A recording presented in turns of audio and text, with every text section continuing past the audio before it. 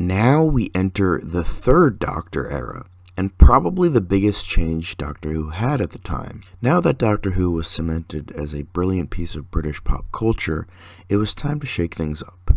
After the War Games, the Doctor is exiled to Earth, and his time travel knowledge erased from his mind. All in brilliant color. With this, time to rank these stories. While the format will not change, stories, companions, and then Doctor and his era, due to the fact that there are no longer any missing episodes, I replaced that spot with what unit members are featured in stated serial. Now, we jump right into it. For the first mediocre story at number 24 is Carnival of Monsters. This is a story that absolutely bored me to tears. I'm pretty sure I actually did fall asleep once or twice when I was watching it. There was something involving some weird device that was like a mini zoo or something. Two people dressed like the Nickelodeon logo threw up on them, and as well as taking place on a battleship or something along those lines. And the first appearance of Ian Marter in a small role before he became Harry Sullivan in the Fourth Doctor era. But yeah, this was an absolute slog, really boring and incredibly forgettable. It very much felt like a trashed First Doctor script. The only reason it's not a bad story is the chemistry between the Doctor and Jo, as well as the side villain, the Drashigs, and maybe a couple highlights here and there. Outside of that, I'd say skip this story. Next up is number 23 with The Mind of Evil, another absolute slog of a serial. I honestly didn't think anything could get worse than this serial, but here we are. It definitely has some nuggets that make this better than Carnival of Monsters, though. The Master for one, the actual plot of trying to destroy the World Peace Conference, the prison being an interesting setting, and some great lines here and there. However, most of this story was kinda boring and repetitive. The amount of times Jo and the Doctor get kidnapped is way too often. It's ridiculous. The villain of the evil machine thing was ridiculous and stupid. While I do think there are nuggets of good in there that could have made this into a rather good 4-part serial, the length, the pacing, and the ridiculous villain of that stupid machine makes this a rather mediocre story.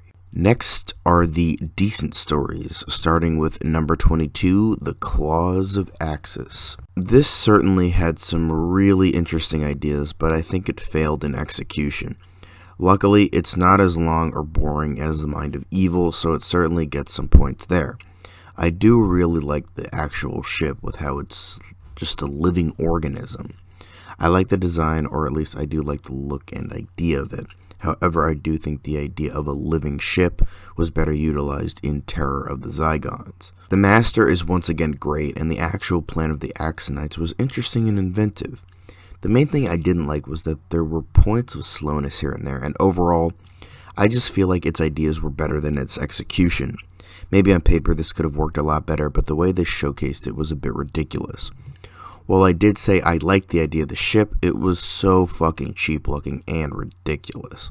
I really can't knock Doctor Who for its cheap effects, but when it does something that looks this ridiculous sometimes, it's hard to take it seriously. Plus, they never really do anything intriguing with its plan. They kinda just put everything out there with no real mystery to it, no suspense or tension. Just, here's our plan, stop us at your leisure. Pretty much all my problems with this story comes in the execution of its rather interesting ideas, and I guess the low budget of the show couldn't realize those great ideas, as well as some bad pacing and some writing that did need to be tweaked. Number 21 is The Sea Devils. This was a story I really wanted to like. I really liked Doctor Who and the Silurians, and we'll get to that soon. And I was really looking forward to this one. But it once again suffers from stretching a simple plot too thin, I think. It could have worked in 4 episodes, even though ironically the Silurian serial was 7 episodes and that worked pretty well, rather than the 6 we got. I felt the Master was a bit superfluous, and I think they didn't really need him in this serial.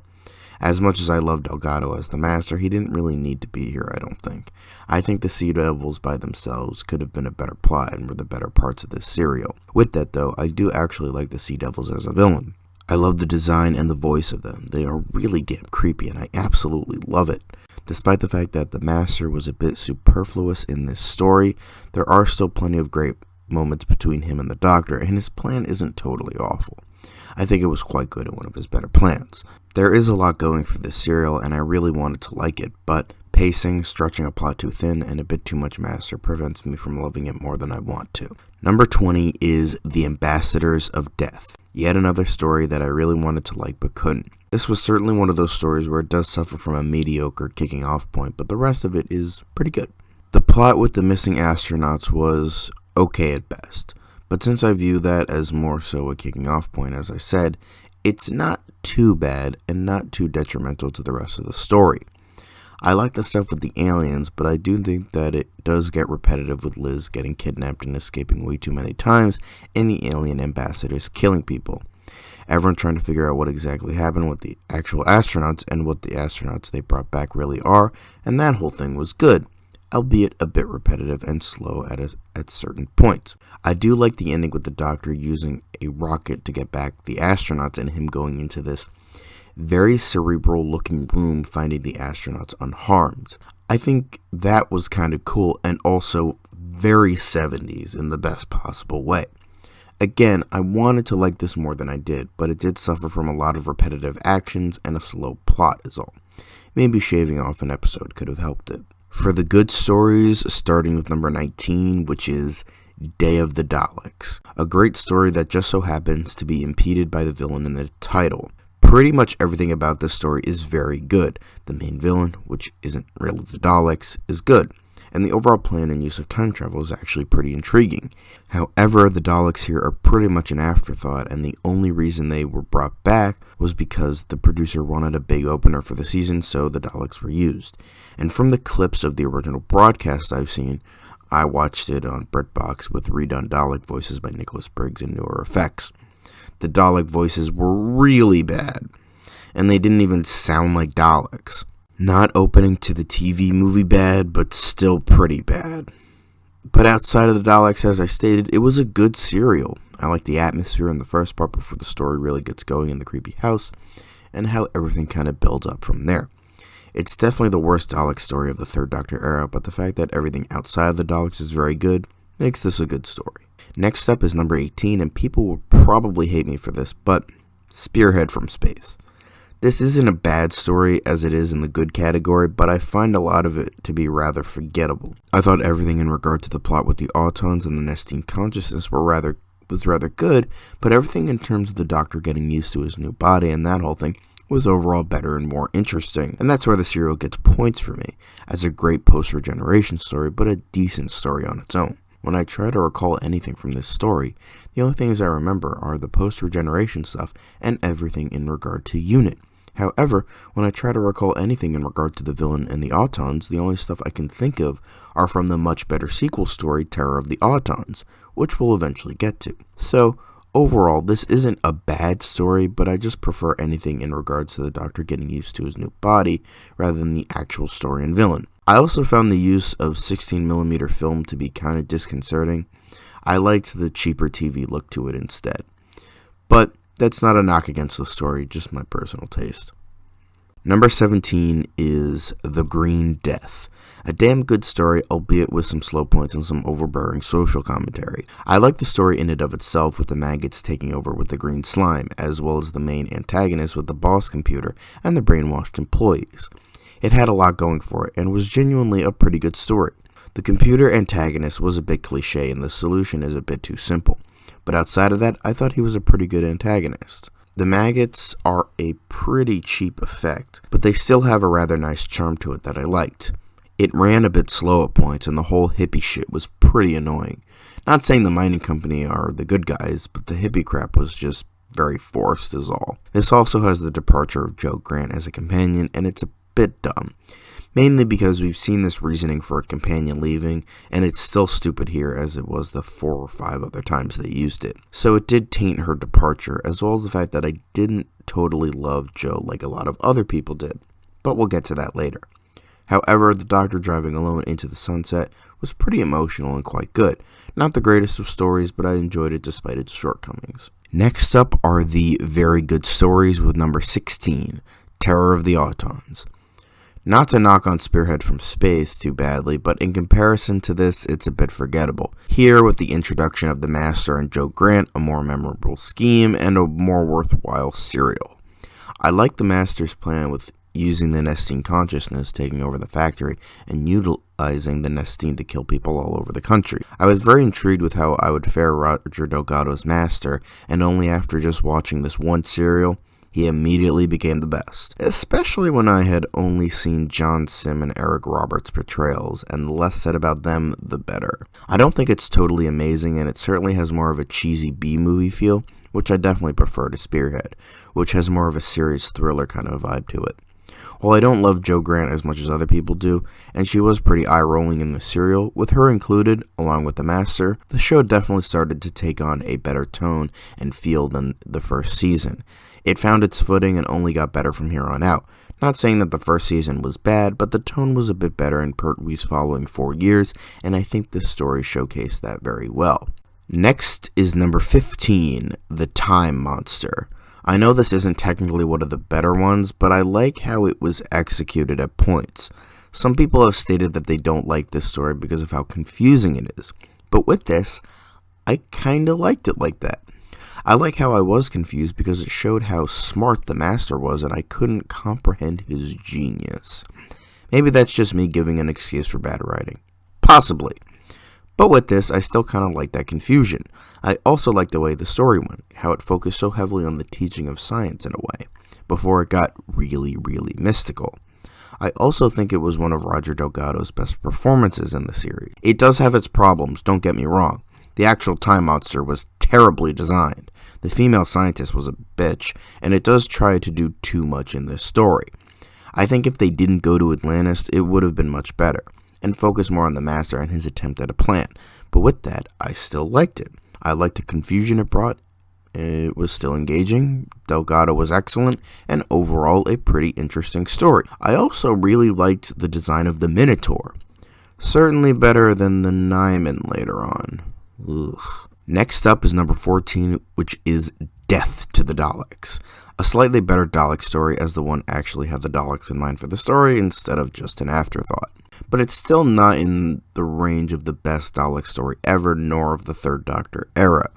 It was certainly an interesting and somewhat clever idea to make the Daleks an ally to the Doctor, and this was pretty much the first time the idea was really used, with maybe the exception of the human Daleks from Evil of the Daleks.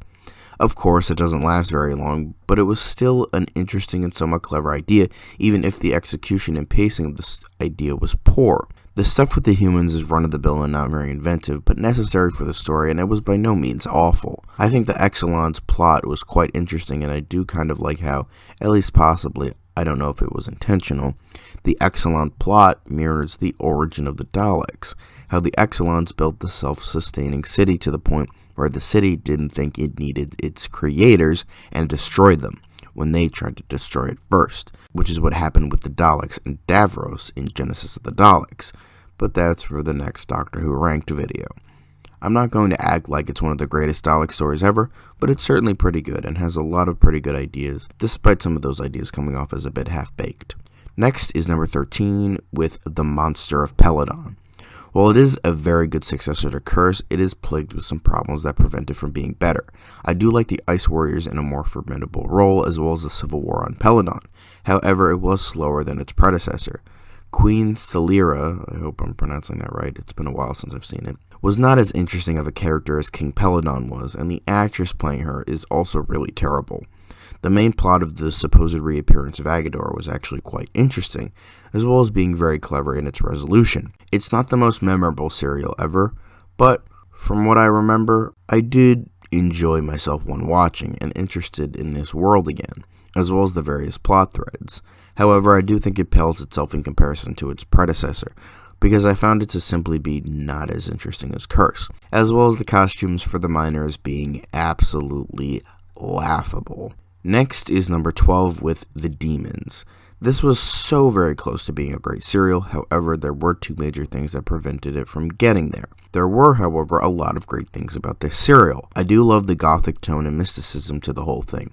It was very ballsy to make the tone so heavily influenced by Satanism, the dark arts, and the devil. Even though those can be explained away with science and aliens, it was still pretty interesting with how much they could get away with for this serial. There's also a certain size to it I liked, and it definitely felt more epic than the sum of its parts. Like, you definitely feel that apocalypse coming and wonder if the Doctor can actually stop it. However, the two major things that prevent it from being better is the dreadfully slow pacing and the gargoyle, which is clearly just some guy in gray spandex and a mask. Honestly, that gargoyle is more laughable and kind of cute than it is scary. Despite this, though, I do think it was a very good serial, despite some shortcomings that prevent it from being truly great in my eyes. Next are the great stories with number 11, Colony in Space.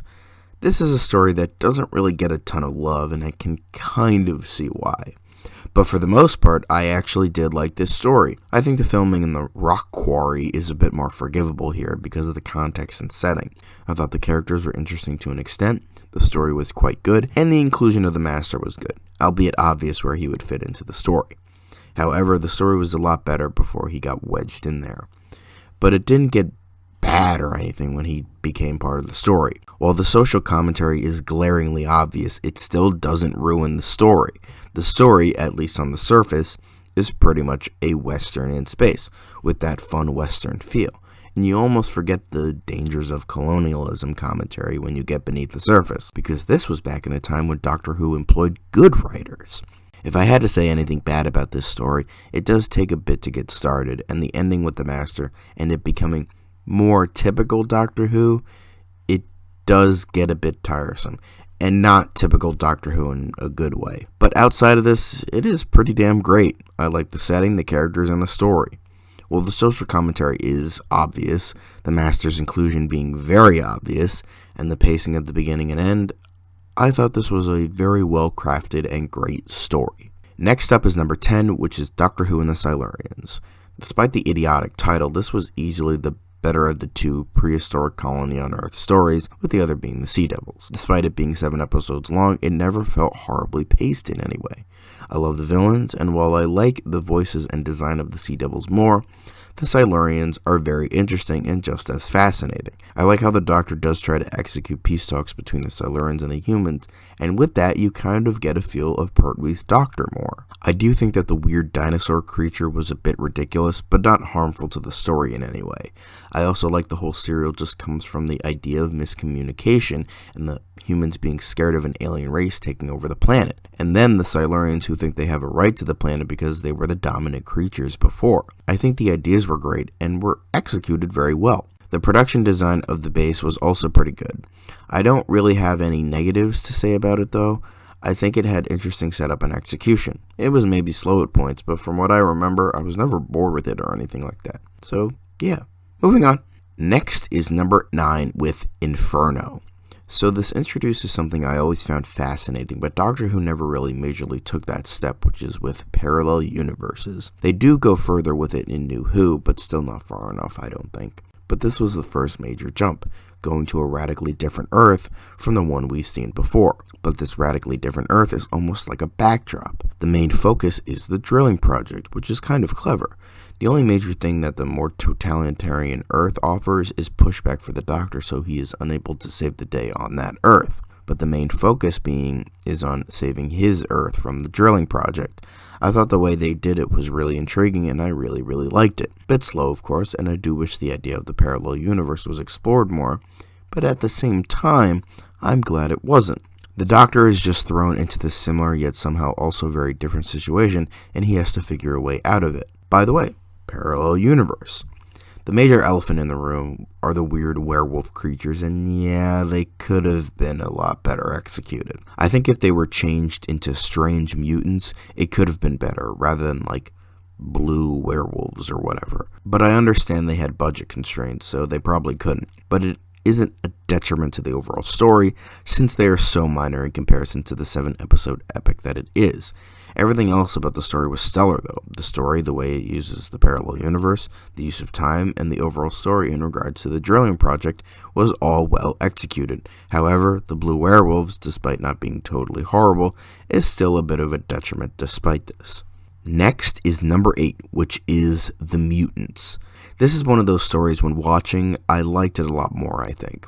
Because looking back, I don't think it's as great as I remember it being. However, I kept the same score and placement because it felt right to leave it here. Mainly because it is a very good serial. Story is good, the social commentary is once again glaringly obvious, and the villain is very one-dimensional. As well as having the only major black character named Cotton. Like, come on, we're reaching Chib levels at this point. Joking aside, I still managed to ignore the obviousness of it because the rest of it was pretty damn good. Mainly due to the production design and somewhat cerebral tone, mainly the stuff in the caves and the alien transformation for the native species. I do like how the Doctor and Joe have a certain mission for the Time Lords as well, as being embroiled in this whole civil war pretty much between the Solonians and the humans. Again, it's not subtle, but I do think the enjoyability and the cerebral tone more than make up for it despite this. Next up is number 7, which is The Curse of Peladon. I really like this story mainly because of the mystery element to the whole thing and the fact it's not so incredibly obvious. I kind of weirdly like that the Ice Warriors are, at this point in history, not warriors but a peace-loving race. That was really intriguing. They are a very obvious red herring, but at some point you are questioning if there is something more to them than what they are presenting. I like how despite the Doctor's suspicions, he still saves the Ice Warrior leader, as well as still trying to broker peace throughout the story and figure out who the murderer really is. I like the gothic production design as well. It reminds me of the old Hammer horror movies. King Peladon is also a pretty good character as well. He's a good, balanced character. He does some more questionable things that he thinks is better for his people, but at the same time he does make those genuinely good choices that we can get behind. You see where he's coming from with certain things though, and I really liked that.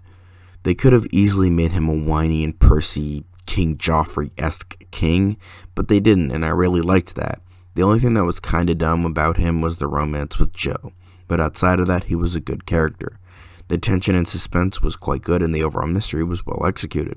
Very great serial with maybe some bits of slowness at certain points, if I had to say any negatives. Number 6 is Invasion of the Dinosaurs.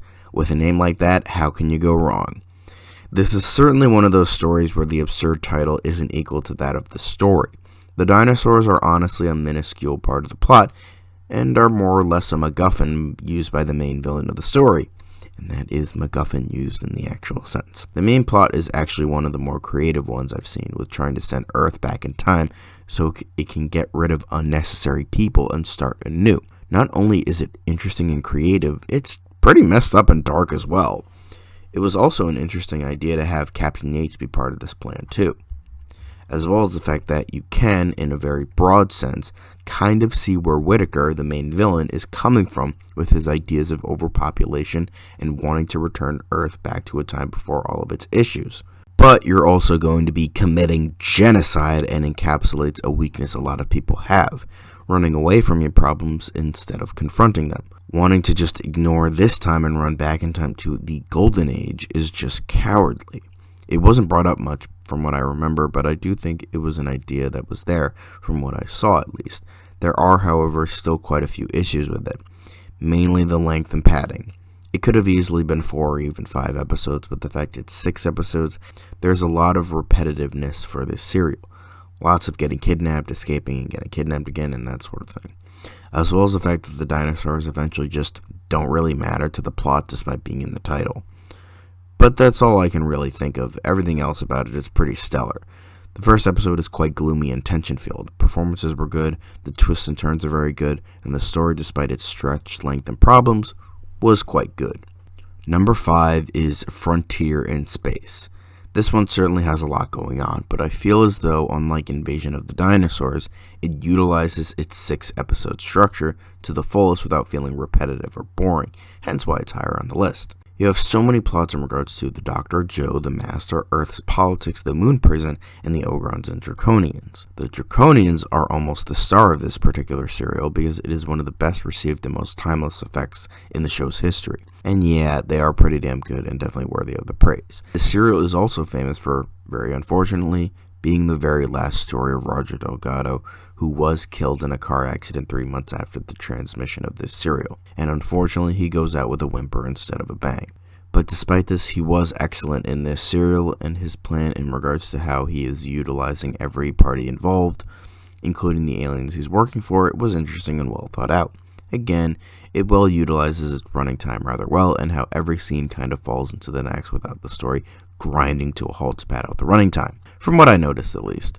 The reason that this is great and not amazing is that the ending does kind of suck, because it feels like this entire serial was set up for the next one, which we'll get to soon enough. So you feel obligated to watch both rather than just with this one story, hence why it doesn't get that higher rating.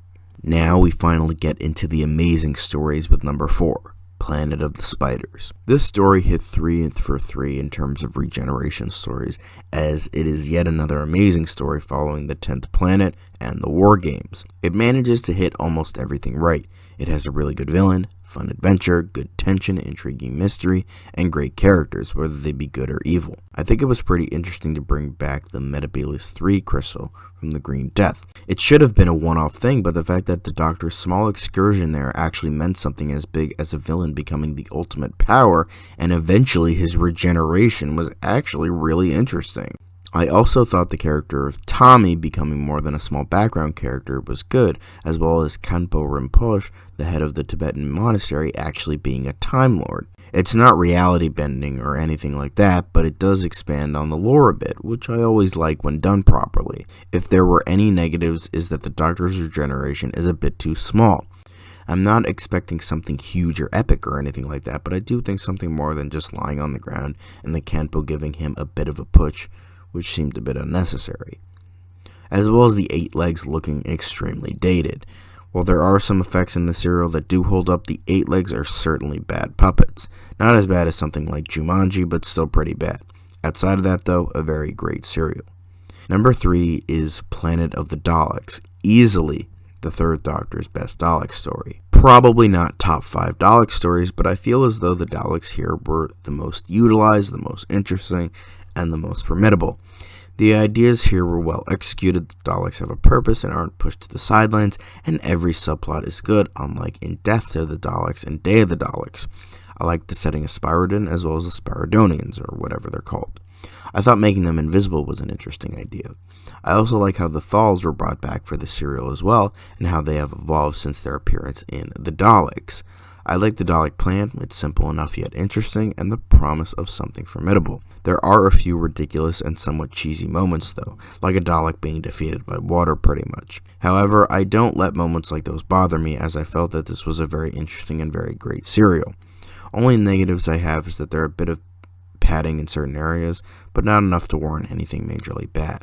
Number 2 is The Time Warrior, one of the best pseudo-historicals of all time, as well as introducing a popular villain. Everything about the story is supremely excellent, the opening to Pertwee's final season, yet his first pseudo-historical.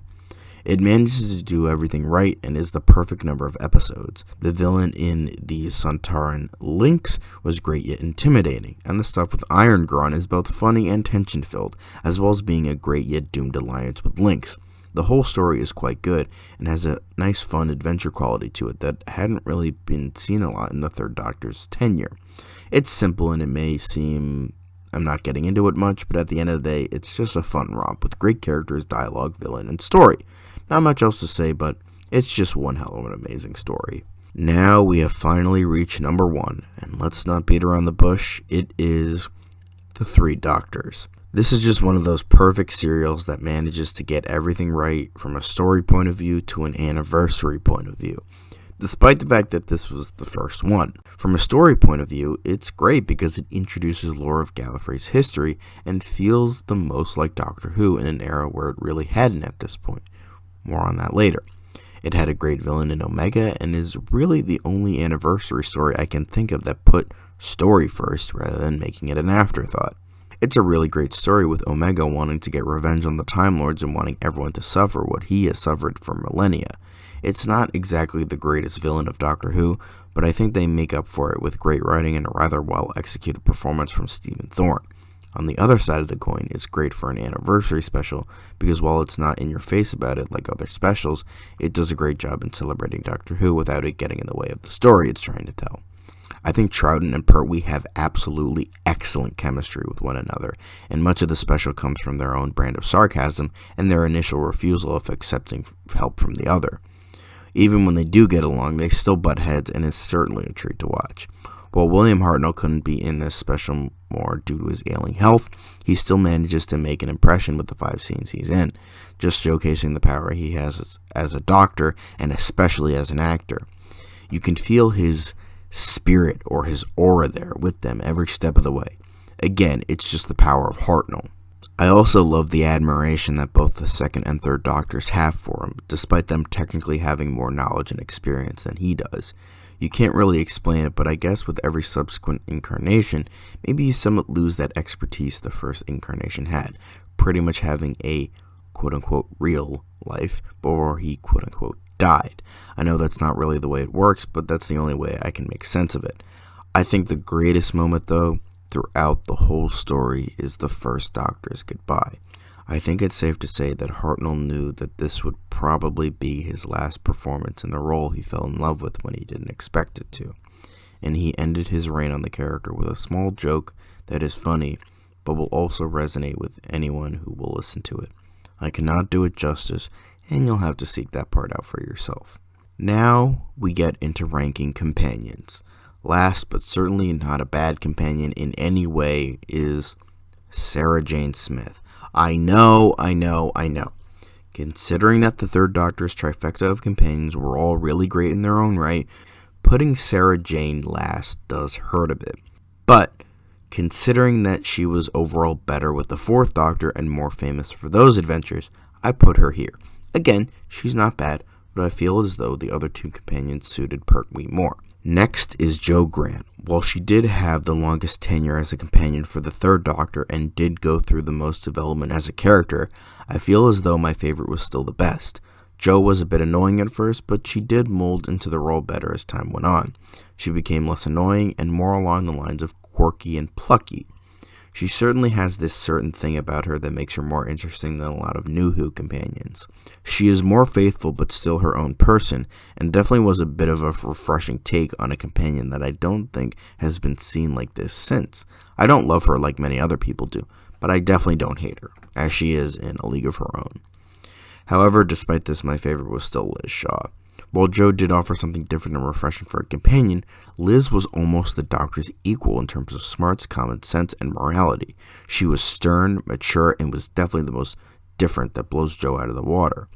The relationship between her and the Doctor more so came from a mutual respect for one another as colleagues rather than the friend-like quality as the latter 2 companions offered for Pertwee. Jo offered something different in terms of a run-of-the-mill companion, still keeping in the quirky 20-something that Doctor Who is popular of in terms of companions, but Liz was older and more mature and overall a more interesting character despite not appearing for very long, as well as being a missed opportunity. Now we get into the Doctor and his era. If you couldn't tell from my overall vibe throughout this video, the third Doctor era isn't exactly my favorite era. I don't hate it, far from it, but I just didn't really like the overall idea and tone of the era compared to the first and second Doctor eras. The tone of this era was very steeped in reality and had more of a socio-political vibe to the whole thing with the dangers of human intervention in nature. This is very obvious as this was the basis to keep the production budget low. I didn't totally hate it, as you can see, as I still recognize the greatness of the Pertwee era. I just didn't like it as much as Third's predecessors, not even when the third Doctor went off-world.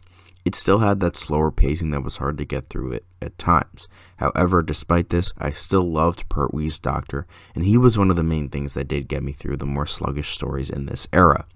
I loved how different he was from the first 2 Doctors, furthering the differing personalities that was portrayed with Troughton's Doctor from Hartnell's Doctor. While Hartnell was more the wise authoritarian figure and Troughton was the cosmic hobo with clownish mannerisms, Pertwee went full James Bond with his portrayal, being a dashing and charismatic hero, while still remaining smarmy and sarcastic, as well as having a Martin Quatermass mind to him with his more scientific smarts in addition to his more dashing qualities. I did really like his Doctor, even though I did think he was better than his era.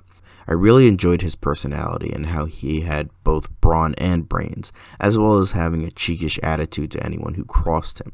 Overall, at the time of watching, this was probably my least favorite era, but due to the many aspects in terms of the Doctor, his companions had very great writing, I still recognize its greatness despite this, and possibly on rewatches, I might find it a bit more enjoyable. I majorly liked this Doctor, his companions, and many of the stories despite my thoughts on the overall tone of the era, with the Three Doctors possibly being my favorite classic Who story so far. With Pertwee's era, it showed that Doctor Who can adapt for a new decade, a newer audience, and a complete change with the way it handled its stories and reinvented the show for the better.